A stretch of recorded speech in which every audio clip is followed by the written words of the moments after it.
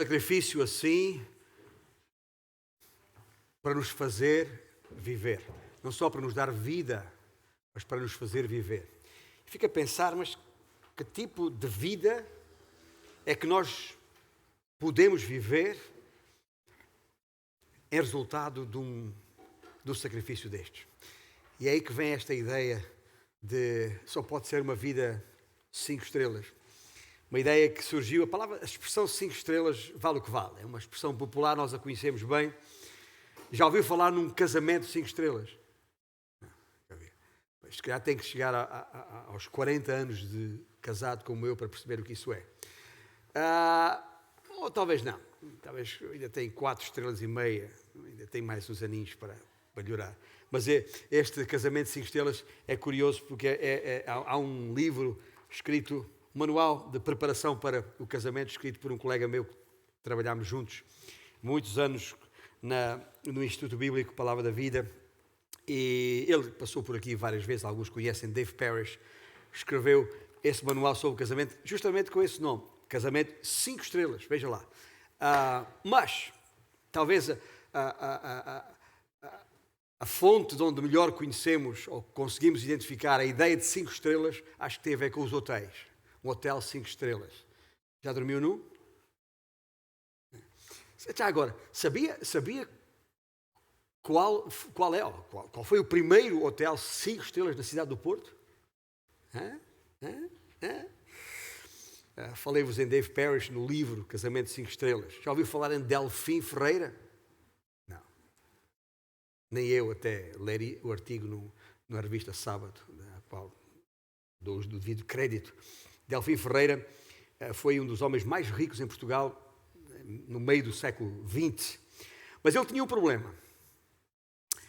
Faltava-lhe um espaço onde pudesse receber os amigos nas condições apropriadas a alguém do seu estatuto. Um dos homens mais ricos em Portugal. Afinal, e ele estava aqui no Porto, no Norte. Um hotel de 5 estrelas era coisa que não havia na cidade do Porto àquela época. Vai daí este empresário, que já agora ficou a saber que até à Segunda Guerra Mundial se dedicava à indústria têxtil, uma indústria muito forte aqui nesta área.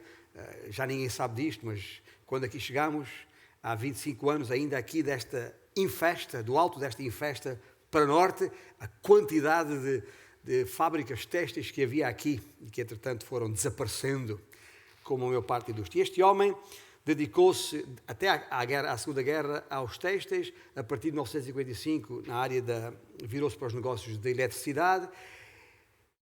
Este homem resolveu construir um hotel, ou mandar construir um hotel à sua imagem. E foi assim que surgiu o Hotel Infante Sagres. Praça Filipa de Lencastre, cidade do Porto, ali ao ladinho da Avenida dos Aliados.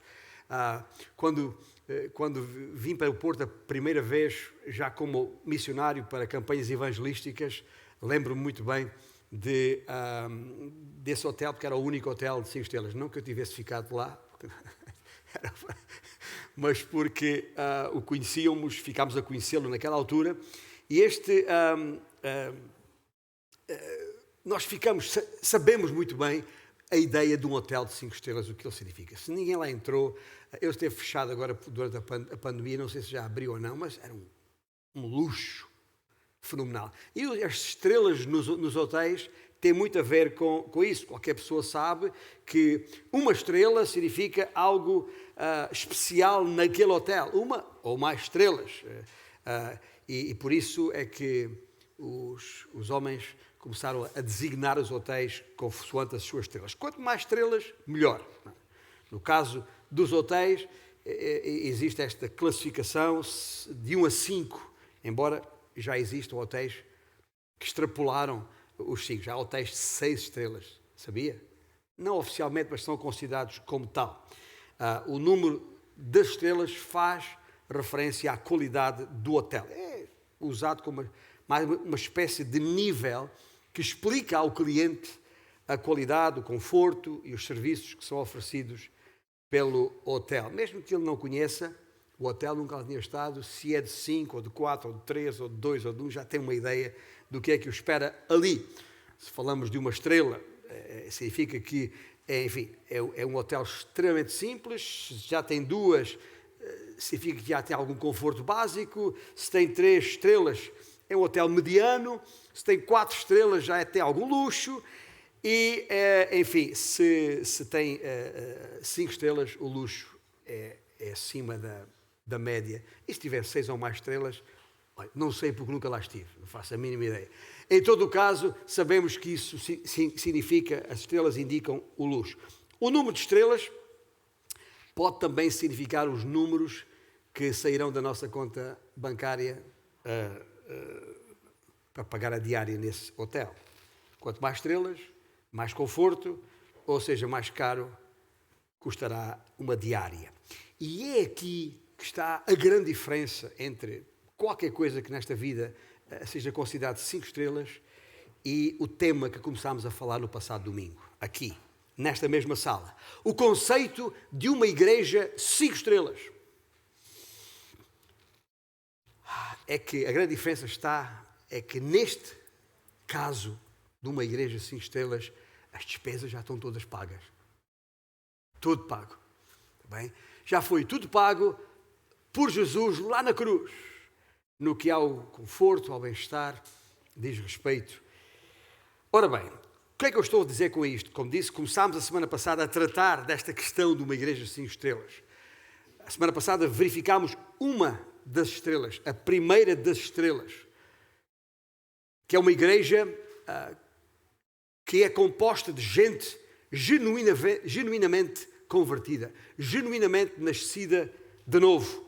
Gente que, de acordo com o texto em 2 Tessalonicenses, o texto básico que começámos a usar, e vamos de novo usar aqui, portanto, se tiver uma Bíblia à sua disposição, à mão, abra aí na segunda epístola de Paulo aos Tessalonicenses, logo no primeiro capítulo, e nós vamos daqui a pouco considerar os primeiros 5 versículos, vamos ler os primeiros 5 versículos, mas só lembrar esta primeira estrela referida na semana passada.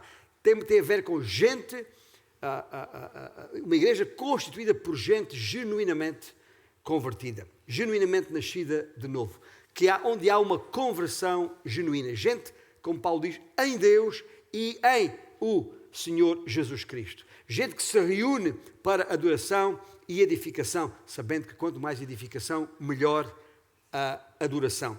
A primeira estrela está visível logo ali no início da segunda epístola de Paulo aos Tessalonicenses. Vamos ler o texto, os primeiros 5 versículos que estão aqui em 2 Tessalonicenses 1. Diz assim: Paulo, Silvano e Timóteo, à igreja dos Tessalonicenses, em Deus, nosso Pai, no Senhor Jesus Cristo, graça e paz a vós outros, da parte de Deus Pai e do Senhor Jesus Cristo. Irmãos, cumpre-nos dar sempre graças a Deus no tocante a vós outros, como é justo, pois a vossa fé cresce sobremaneira e o vosso mútuo amor de uns para com os outros vai aumentando a tal ponto que nós mesmos, Paulo, Silas ou Silvano e Timóteo, nós mesmos nos gloriamos de vós, Tessalonicenses, nas igrejas de Deus, à vista da vossa constância e fé em todas as vossas perseguições e nas tribulações que suportais, sinal evidente do reto juízo de Deus, para que sejais considerados dignos do reino de Deus, pelo qual, com efeito, estáis sofrendo. Vamos deixar aqui mesmo a leitura, desafiando-vos já para ler, como já fiz antes, toda a epístola, e até a primeira epístola, que tem alguma sequência, porque vamos ficar algumas semanas neste texto de 2 Tessalonicenses. Mas, antes de ir mais longe, eu gostaria que, onde estamos, e sempre nos precisamos de levantar, mas nos curvarmos diante do Senhor em oração, para, ó Deus, te pedir a tua orientação. Esta é a tua palavra, inspirada pelo teu Santo Espírito, mesmo que habita em nós. Como o teu Filho garantiu, esse mesmo Espírito é que nos ensinaria todas as coisas, guiando-nos a toda a verdade. A tua palavra é a verdade. E ao considerá-la hoje, Senhor, pedimos que ela tenha esse impacto os nossos corações, esse impacto transformador para que as nossas vidas se ajustem à Tua palavra. Para a Tua glória, oramos em nome de Jesus. Amém? Então, a segunda estrela, ou seja, a segunda realidade, característica ou componente de uma igreja, 5 estrelas, é, de acordo com o versículo 3, uma fé crescente. Irmãos, diz Paulo, cumpre-nos dar sempre graças a Deus no tocante a vós outros, como é justo, pois a vossa fé cresce sobremaneira. Notou o que Paulo diz no versículo 3? Cumpre-nos. Que no original, na verdade, a palavra significa, tem um profundo sentido de obrigação. Eu tenho de dizer-vos isto. Não é uma coisa que eu tenho opção por fazer ou não. Não é algo arbitrário. Somos sujeitos, somos compelidos, somos conduzidos. É algo que tem de ser. E mais adiante, Paulo usa uma outra expressão interessante, como é justo. Por outras palavras, não podemos deixar de dar graças a Deus por vós, por causa do caráter da vossa vida como igreja, lá em Tessalónica. Por causa da qualidade desta congregação. Estamos obrigados, é isso que Paulo está a dizer, cumpre-nos a dar sempre, note bem, sempre, quer dizer incessantemente, quer dizer em todo o tempo, dar graças a quem? A Deus, não é à igreja, é Deus, não a vós, mas a Deus, porque afinal de contas, aquilo que nós somos é por causa da obra que Deus fez em nossas vidas, neste caso em Tessalónica, nas vidas dos irmãos ali, porque Ele é a fonte da vida, Ele é a fonte da graça que no versículo 2 é referida e trouxe a paz que há em nós. Ele é quem tem feito essa boa obra em nós. Uma expressão que Paulo usa também aos Filipenses, capítulo 1. Aquele que começou a boa obra em vós, há de completá-la até ao dia de Cristo, ou seja, o dia em que o Senhor Jesus há de surgir nos ares. Como é justo. Interessante, Paulo usa esta expressão aqui, neste versículo. Repara bem, não é nada que nós mereçamos. Ele diz como é justo, não é que eu mereço isto. Já ouvi muita gente dizer, mas eu não mereço isto. Que mal fiz eu a Deus. Já ouvi esta expressão? Mas por outro lado também é comum ouvir-se, eu acho justo que eu tenha isto ou tenha experimentado aquilo. Mas não é nada o que está aqui em causa ao dizer como é justo, não é nada que nós mereçamos, mas é porque Deus é justo. Note bem, porque veja a expressão, a vossa fé cresce sobremaneira, não diz a vossa congregação cresce sobremaneira, nem diz que as vossas instalações crescem sobremaneira. Estamos sempre gratos a Deus por vós e temos a obrigação de o expressar porque a vossa fé cresceu. E cresceu imenso. Está aí a chave. Agora, Paulo não diz isto por acaso. Há um contexto. Se rapidamente recuar à primeira epístola, no capítulo 1 e no versículo 3, ele já havia ali feito uma referência à fé desta igreja, dizendo, e cito, recordando-nos diante de nosso Deus e Pai da operosidade da vossa fé, da abnegação do vosso amor e da firmeza da vossa esperança em nosso Senhor Jesus Cristo. Estão a ver? Aqui no versículo 3, a operosidade da vossa fé. A fé deles não era mera conversa. Papo furado. Não, era verdadeira. E por isso funcionava. Lembra-se do que ele escreveu, Tiago? Não há algumas semanas atrás referido aqui, neste mesmo púlpito pelo Levi. Lembram-se que Tiago falou de uma fé morta? É uma fé que não opera. Esta é uma fé viva, porque opera, a operosidade da vossa fé.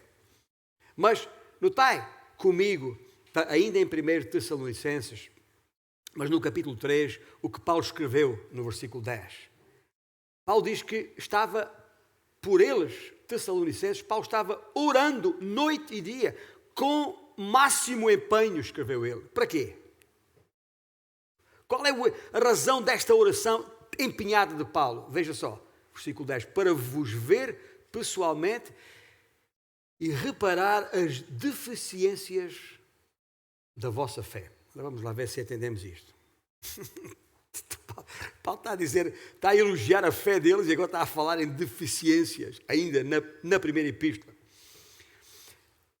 A fé é verdadeira, não está em causa. A vossa fé, Tessalonicenses, funciona bem, mas precisam de uma fé ainda melhor. A que têm, neste momento, apresenta algumas deficiências. Precisam de uma fé maior, uma fé ainda mais forte. Sim, é verdade, a vossa fé é recomendável, e Paulo e Silas e Timóteo dizem, nós falamos da vossa fé em todas as igrejas. É, portanto, uma fé recomendável, mas é pequena. É pequena. E agora, voltando à segunda epístola e ao versículo 3 que estávamos a considerar aqui, dá para perceber que as orações que Paulo fez anteriormente, a que se refere na primeira epístola, foram respondidas pelo Senhor. Porque ele diz aqui no versículo 3, a vossa fé cresce sobremaneira. O relatório que recebeu atestava que a fé daquela igreja crescera mais do que era esperado, mais do que haviam pensado. E ouça bem, e isso aconteceu debaixo de fogo, debaixo de perseguição. O que desde logo nos mostra que há aqui um princípio que devemos aprender. A perseguição é capaz de destruir uma fé se ela for falsa. Mas se for uma fé verdadeira, uma fé genuína, não há perseguição que a destrua, que a possa destruir. Estava a lembrar da parábola do semeador. Lembra-se que o Senhor contou aquela parábola? O Senhor saiu a semear, lançou várias sementes. Uma semente caiu em terreno rochoso. Não é? Foi sol de pouca dura, como diz o povo. Logo vieram as intempéries, veio a perseguição, digamos assim, e aquela semente secou e morreu. Porque não era uma fé verdadeira, genuína, e diante da pressão acabou por morrer. Mas nunca isso pode acontecer com uma fé genuína. E alguém perguntará porquê? Bom, e a resposta é muito simples.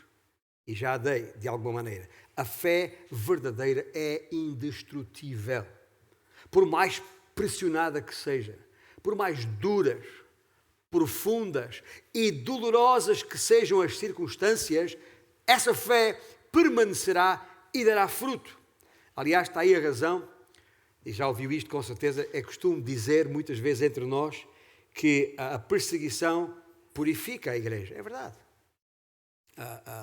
Paulo, lembra-se quando Paulo escrevendo aos Coríntios, na segunda epístola, no capítulo 12, ele fala do famoso espinho na carne, alguma coisa que o perturbava sobremaneira.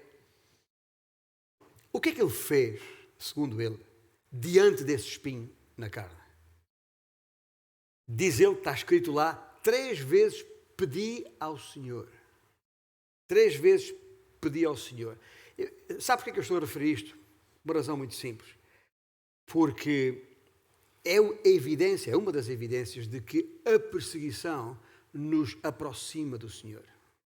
Quando estamos debaixo de fogo, quando estamos pressionados, a tendência estamos a falar daqueles que têm uma fé genuína, é procurar o Senhor, é buscar o Senhor.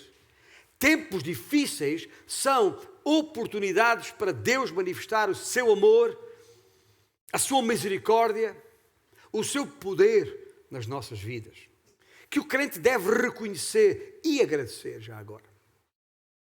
Isso trará à sua vida crescimento e, inevitavelmente, fruto, mais fruto. Um aumento das dificuldades na vida aumenta a nossa confiança no Senhor. Pode escrever. Porquê? Porque sabemos que Ele não falha. Ele não falha. Lembra-se do que Pedro escreveu na sua primeira epístola a propósito disto?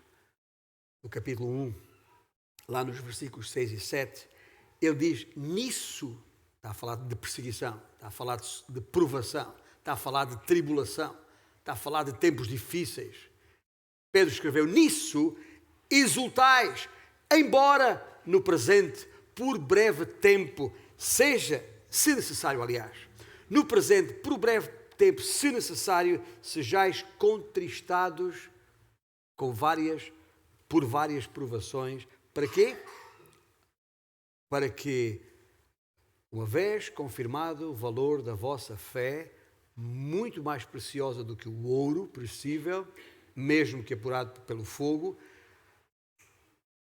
redunde em louvor, glória e honra na revelação de Jesus Cristo, ou seja, quando Cristo voltar. Ouça bem, meu irmão, minha irmã, eventualmente passando por alguma prova, se o calor da vida apertar, há que lembrar, é só para a fé provar.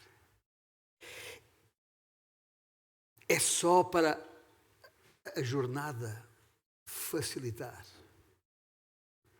E por isso é que, como Pedro diz, é motivo de grande alegria. Se nós conseguimos olhar, perspectivar essa situação difícil como para nos preparar, para nos capacitar para o que vem aí, para facilitar a nossa caminhada, gente, é só numa perspectiva dessas que podemos exultar, que nos podemos alegrar, que podemos sentir gozo numa situação dessas, porque senão as pessoas vão pensar que somos tolos. Quer dizer, sentir gozo e alegria quando estamos a passar por dificuldades. E é por isso que Tiago, naquele mesmo capítulo 1, não precisa abrir lá sequer agora, mas lembra-se do que ele disse, Tiago nos encoraja precisamente nesse sentido, a termos por motivo de toda a alegria, escreveu Tiago, o passarmos por várias provações, sabendo que a provação da nossa fé, outra vez a fé, é disso que estamos a falar, da fé dos Tessalonicenses, que cresceu sobremaneira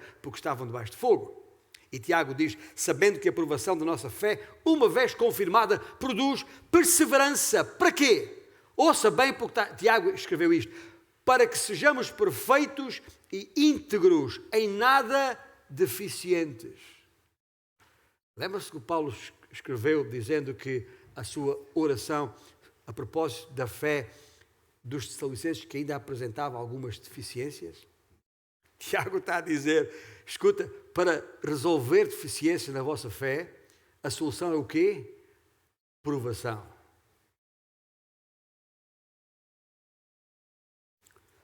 Porque quanto mais provação, lembra-se de Paulo, com o espinho na carne, mais aproximação do Senhor. Quanto mais perto do Senhor, melhor o conhecemos. Quanto maior o conhecimento que temos dele, maior a confiança. Parece uma fórmula, não é? Mas é muito simples. Afinal, as provações não destroem a fé. De todo. Consolidam-na. Essa é a verdade. E Tessalónica tinha uma igreja 5 estrelas. Porquê? Primeiro, porque a sua conversão era genuína, ou fora genuína. E segundo, porque a sua fé estava em crescendo. Gente, o que o Senhor está a dizer na sua palavra, não nos acomodemos, pensando que já chegamos lá. Temos ouvido o testemunho de muitos irmãos que passaram pelo retiro recente da nossa igreja. E alguns disseram mesmo, e passo a citar, a minha vida já não é a mesma depois daquilo que aprendemos naquele fim de semana. Bom, então, não deixe que isso o acomode, não deixe que isso diga, ok, já cheguei a um nível de espiritualidade tal, a minha fé cresceu de facto sobremaneira, mas não é para ficar aí, é para ir mais longe. Esta é a segunda estrela numa igreja. 5 estrelas, uma fé crescente. Qual é a terceira estrela? Está logo a seguir, ainda nesse versículo 3. e o vosso mútuo amor de uns para com os outros vai aumentando. Chama isto um amor aumentador. Não é para rimar com amor, mas é porque a palavra aumentador, que nós não usamos todos os dias, sabe o que é que a palavra aumentador significa? Significa que não só que aumenta, mas que faz aumentar. É isso que, pelo menos no léxico, na língua portuguesa, a palavra aumentador quer dizer. É algo que aumenta e faz aumentar. O contrário de aumentador, o que é? Redutor. Sabe quando aqueles equipamentos, quando se monta um redutor em alguma coisa, é para fazer uma coisa maior, mais pequena, reduzi-la. O aumentador é exatamente o contrário. Mais uma vez, sublinho que ao falarmos de amor, não estamos aqui a falar de uma emoção passiva, nem de qualquer sentimentalismo superficial. Quando falamos de amor nos termos bíblicos, estamos a falar de uma preocupação com os outros. É um amor que se sacrifica pelo próximo, onde a verdade das palavras é atestada pela profundidade dos atos. Voltando mais uma vez à primeira epístola aos Tessalonicenses, lá no capítulo 3, que desejo é que Paulo expressou? Veja no versículo 12, o desejo que Paulo expressou: o Senhor vos faça crescer e aumentar no amor uns para com todos, como também nós para convosco. Ou seja, Paulo reitera aquilo que já havia dito a respeito da fé. Tendes fé? Precisais de mais. Tendes amor? Há que aumentá-lo. E quando ele escreve a segunda epístola, logo ali no primeiro versículo, no primeiro capítulo, versículo 3, ele diz: a vossa fé cresce sobremaneira e o vosso mútuo amor uns para com os outros vai aumentando. Na primeira epístola ele estava a orar por isto, na segunda epístola ele diz que está constatando isto mesmo. Ou seja, o desejo expresso por Paulo naquela oração estava agora realizado. Aquilo era uma planta saudável, plantada em boa terra, crescendo a olhos vistos. E veja, estamos a falar de uma igreja debaixo de fogo, do fogo da perseguição, mas onde o fogo mais quente não era o fogo da perseguição, mas o fogo do amor. O calor deste fogo era maior. Era maior. E esta é a marca, é uma marca, se não a primeira marca do verdadeiro cristianismo. Lembra-se do que o Senhor Jesus Cristo disse? Lá no Evangelho de João, capítulo 13. Um novo mandamento vos dou. O quê? Que vos ameis uns aos outros assim como eu vos amei. E assim como eu vos amei, que também vos ameis uns aos outros. E nisto conhecerão, marca. Nisto conhecerão todos que sois meus discípulos, se tiverdes amor uns aos outros. E por falar em fogo consumidor, não esqueça que o inimigo também está ativo neste processo todo. A gente às vezes nem fala nele, mas o inimigo está aí. O inimigo está aí justamente procurando contrariar este crescimento, este aumento agradável ao Senhor. E também o inimigo traz calor. Por isso é que Paulo, aos Efésios, fala em os dardos flamejantes, em chama do inimigo. Mas deixe-me dizer uma coisa. O inimigo pode lançar dardos flamejantes que quiser. Porque se o calor do amor que há na igreja for de facto segundo o amor que há em Cristo Jesus e o que Ele mandou, então, diante deste calor, desse amor, os dardos flamejantes, o calor dos dardos flamejantes do inimigo, esfumar-se-ão. Não terão qualquer impacto negativo na nossa vida. A hostilidade que ele acarreta será consumida. Quando falamos em amor dedicado uns aos outros, estamos a falar, obviamente, daqueles que se sacrificam uns pelos outros.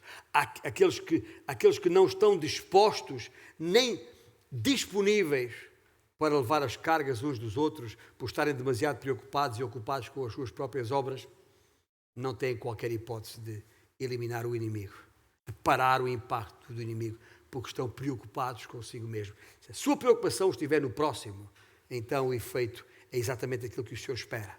Aliás, nós conhecemos muito bem o primeiro e grande mandamento, ou o grande e primeiro mandamento, outra vez lembrado por Jesus naquela conversa com os fariseus. Está em Mateus capítulo 22, quando o Senhor diz o quê? Amarás o Senhor teu Deus de todo o teu coração, de toda a tua alma e de todo o teu entendimento. Mas logo a seguir, o que é que Jesus diz? O segundo mandamento, semelhante a este, é: amarás o teu próximo como a ti mesmo. E veja esta frase: e destes dois mandamentos dependem toda a lei e os profetas. Toda a Escritura. Veja bem, porque isto não pode passar despercebido. Parece um pequeno detalhe, mas não é tão pequeno assim.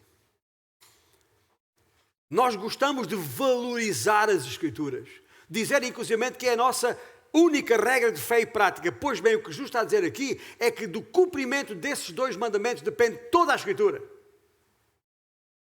Portanto, bem podemos citar versículos de cor, bem podemos expor textos bíblicos completos a tempo e fora de tempo e aqui e ali. Se a nossa vida não revelar esses que são o primeiro e segundo grande mandamento, então, como Paulo escreveu aos Coríntios, é metal que só tine, não tem efeitos eternos. E é isso, é esse amor e essa fé que dão consistência a um grupo de crentes genuínos, verdadeiros. Quanto mais os apertarem, mais a sua fé e o seu amor aumenta. Pode apertar à vontade. Pode pressionar à vontade. Isso, em Cristo, só vai ter resultado positivo, porque essas são as marcas do verdadeiro cristianismo. Deus não avalia uma igreja pelos seus traços externos. Nunca o Senhor avalia uma igreja pela sua inovação, pelo seu engenho, pela sua mestria, pela sua influência política, pela sua proeminência social, pelo seu tamanho ou outra qualquer coisa exterior. Não!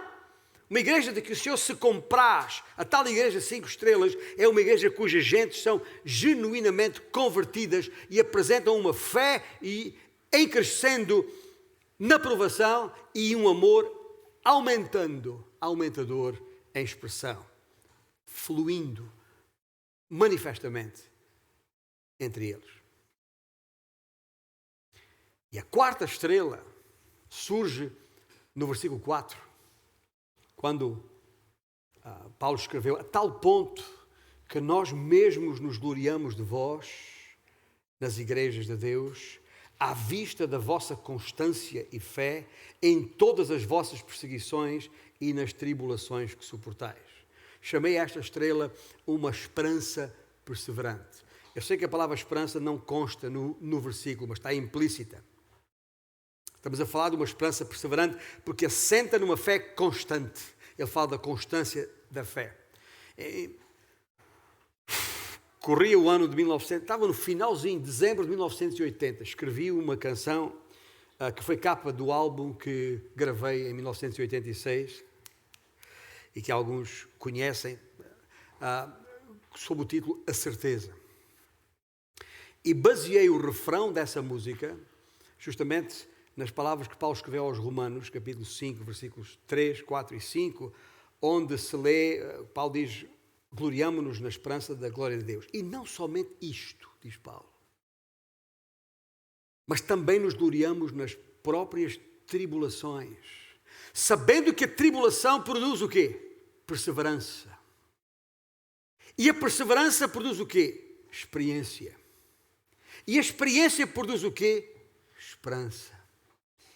Ora, a esperança não confunde.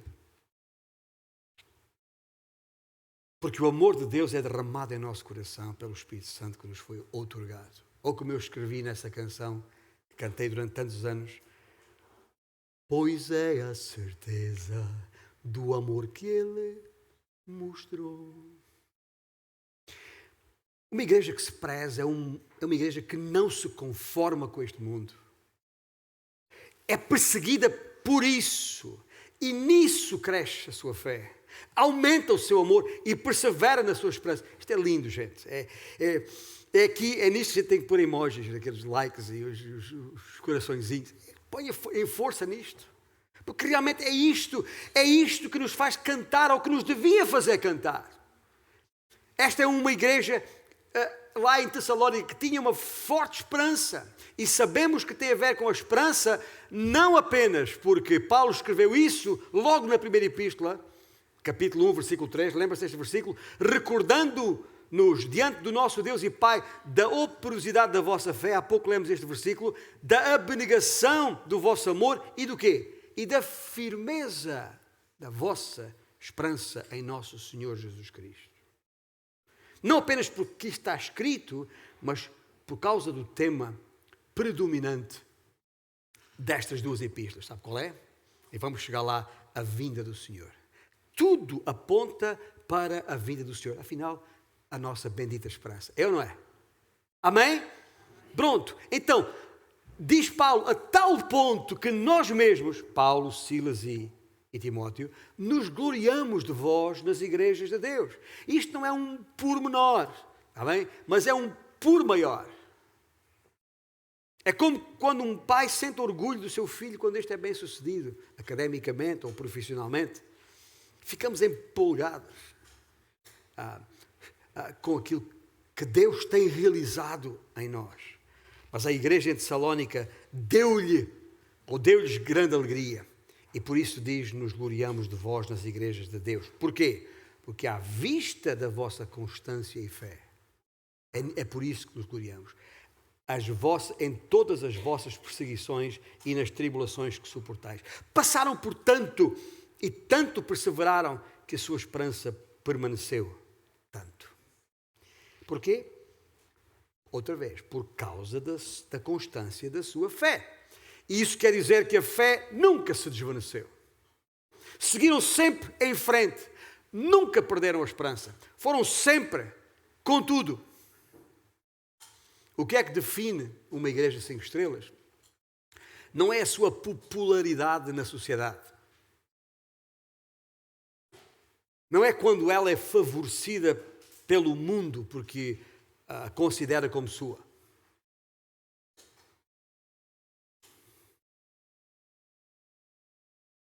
Não é porque ela é popular ou desperta a atenção do mundo por ser agradável ao mundo que a rodeia. Não é isso que faz uma igreja, ou que define uma igreja 5 estrelas. Mas é uma igreja que, sendo fortemente perseguida pelo mundo, contrário de ter os aplausos do mundo, é constante na sua fé, é crescente no seu amor, de tal maneira que a sua esperança não se desvanece. E finalmente a 5ª estrela, porque há ainda uma 5ª estrela nestes versículos, que é componente do critério de Deus para designar uma igreja sua, uma igreja 5 estrelas. E está no versículo 5. É o sinal evidente, diz Paulo, do reto juízo de Deus, para que sejais considerados dignos do reino de Deus, pelo qual, com efeito, estáis sofrendo. Qual é a 5ª estrela? É uma atitude digna. Mas deixa-me dizer-vos uma coisa, eu sei, eu já passei por lá. Este texto tive que o ler muitas vezes, porque à primeira vista parece um versículo, um texto confuso, e na verdade tem confundido algumas pessoas. Mas no essencial, temos aqui a 5ª estrela de uma igreja 5 estrelas. Uma igreja em quem Deus se compraz. É uma atitude digna do reino. O que é que quer dizer com isto? Aquela gente tinha a perspectiva certa das coisas. As igrejas hoje tendem a focar-se no mundo, tendem a centrar-se no homem. Esta era uma igreja centrada no reino. O foco deles não estava em ser feliz, nem em realização pessoal, nem em conforto pessoal. O seu foco não era a autossatisfação, nem a autoestima, nem o sucesso, nem a prosperidade, nem a ser apreciado e receber elogios, como tanto é enfatizado nos nossos dias. Há pessoas que se queixam porque nunca são elogiadas. Não é que as pessoas não precisem, não é que não faça bem elogiar, mas quando uma vida depende disso, alguma coisa está errada. Não. O foco deles estava inequivocamente no reino. Eram exemplos vivos daquilo que nós, um versículo que sabemos de cor, Mateus 6,33, Jesus disse: buscai primeiro o reino de Deus e a sua justiça, e todas as outras coisas, todas estas coisas de que ele falou no Sermão do Monte, se vos serão acrescentadas. Buscai primeiro.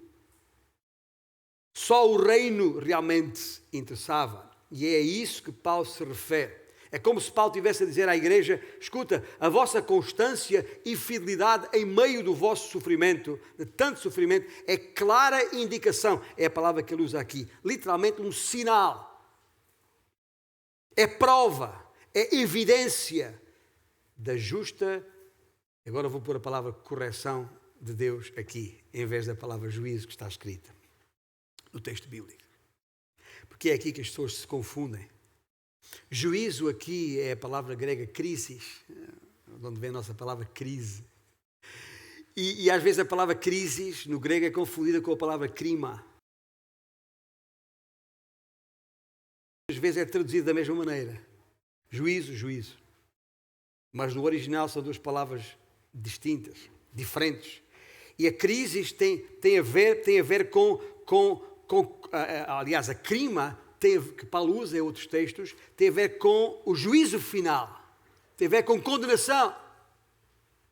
Mas a palavra crise, não tem a ver com condenação, tem a ver com correção. É algo que Deus permite, traz à nossa vida. Ou seja, o Senhor está a aplicar nas vossas vidas, diz Paulo aos Colossenses, uma correção justa, na justa medida da vossa necessidade. Para quê? A fim de que vos torneis dignos do reino de Deus. Os irmãos estão a perceber o que é que Paulo está a escrever aqui? É por causa do reino que sofreis. Não é por vossa causa. Gente, vocês não são má gente. Não é por seres maus. Não é, quando falo em correção aqui, não é castigo no sentido, meu filho está-se a portar mal, eu vou castigá-lo. Não é nada disso. Não é isso que está aqui em causa. Essas provações, é correção. Não estáis sofrendo por seres maus, estáis sofrendo por não pertencerdes ao reino das trevas. Estáis sofrendo por não seres deste mundo. Vocês não são deste mundo. E é por isso que o mundo vos odeia. Não foi Jesus que disse isto? João capítulo 15 também, voltando a falar em 15. Esta semana em Casas Farol falámos muito em João 15. Jesus disse o quê? Se o mundo vos odeia, sabei o quê? Primeiro do que a vós outros me odiou a mim. E depois Jesus diz isto: se vós fosseis do mundo, o mundo amaria o que era seu.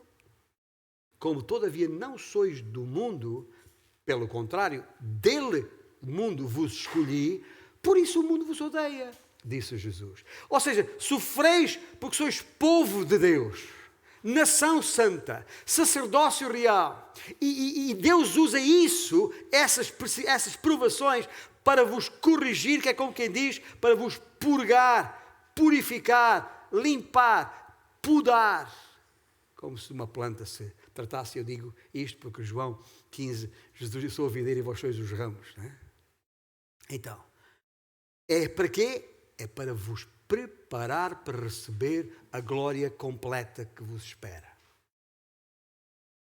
Essa é a perspectiva do reino. Gente, se nós não percebermos isto, vamos sempre encarar qualquer provação na vida como um problema. Quando o Senhor está a permitir isso na nossa vida para nos aperfeiçoar. Logo, não é um problema. Mas e tal, mas dói, custa. Está bem. Mas lembre-se, a nossa razão de viver não sou eu. Não é o meu bem-estar. É o quê? É a glória de Cristo. E, portanto, se eu tiver que passar por isto para que a minha vida seja aperfeiçoada e transformada à imagem de Cristo, então que assim seja, porque para mim o que importa é que Cristo seja engrandecido na minha vida. Ou não é assim? Pelo menos é isso que nós dizemos, porque está escrito. Então precisamos viver em conformidade com isso. É por isso que Paulo escrevendo aos Romanos, capítulo 8, diz: Porque para mim, diz Paulo, tenho por certo que os sofrimentos do tempo presente, o que é que ele diz? Não podem ser comparados com a glória por vir. Então, para de comparar isto. A glória a ser revelada em nós. E é por isso que os irmãos em Tessalónica, na cabeça deles, estavam tranquilos. Ali sim se pode dizer, está tudo bem. Sem hipocrisia. Porque o que Deus faz é bem feito. Como bem testemunhou a nossa irmã Bianca, aqui sentada, no seu testemunho, Deus não erra. Claro que não. Ela está a sofrer? Está. Todos os dias. É difícil? É. Então, não devia ter acontecido? Devia ter acontecido. Porque essa é a vontade de Deus e Deus não erra. Ah, ganda Bianca, eu diria outro. Eu diria, ganda igreja, aquela em Tessalónica também. Toda aquela correção e purificação faz parte do processo de aperfeiçoamento. Para quê? Paulo escreveu isto. Para que sejais, para que sejais considerados dignos do reino de Deus. Uma coisa que nós não podemos fazer por nós mesmos, gente. Tal como não nos podemos justificar nós mesmos. É Deus que opera isso em nós, na sua misericórdia e pela sua graça. É por isso que Paulo, Silas e Timóteo se glorificavam naquela igreja. Eram gratos a Deus por ela. Eu já vos tenho dito que sempre que regresso a casa, vindo de uma viagem a Moçambique, venho sempre diferente. Como é que foi? Como é que está? Estou bem. Nunca volto igual, mas estou bem. Porquê é que eu digo diferente? Porque ajuda-me a ter uma perspectiva diferente das coisas. É que o conceito de crise ali em África, como eu sempre digo, é diferente deste nosso aqui no mundo ocidental. Tal como o conceito de sofrimento no Novo Testamento é muito diferente daquele que temos hoje na sociedade moderna. Em regra e em si mesmo, todo o sofrimento é mau. É assim que as pessoas pensam. Até já ouvi crentes dizer é mau, é sofrimento, é do diabo. Quem é que disse isso? Onde é que isso está escrito? Qual é a base para pensar dessa maneira? Isso é uma heresia já agora. A perspectiva do sofrimento para os crentes, para aqueles que são chamados segundo o seu eterno propósito. Lembra-se deste versículo em Romanos 8? Não podem pensar assim. Como é que eles pensam? Faz parte do processo de aperfeiçoamento das nossas vidas para as transformar à imagem de Cristo Jesus. E está lá em Romanos 8, isso mesmo. Quando diz todas as coisas que cooperam para o nosso bem, não é para o nosso bem-estar pessoal. É porque a razão do nosso viver é Cristo. A razão do nosso viver é que a nossa vida glorifica Cristo. Portanto, se para a minha vida glorificar a Cristo, eu tenho que passar por isto, então isso é para o meu bem. Porque essa é a razão do meu viver. Faz sentido? Se quiser levar esse trabalho de casa, leia o capítulo 8 de Romanos todo, para perceber o que é que está aqui a falar aqui. Porque é esse tipo de perspectiva. Quando vista com esta lupa, o sofrimento não é nenhuma evidência de que Deus se tenha esquecido de nós. Pelo contrário, é prova de que Deus está por nós. É a atitude digna do reino, é esta. Ora, aí está. Uma igreja 5 estrelas.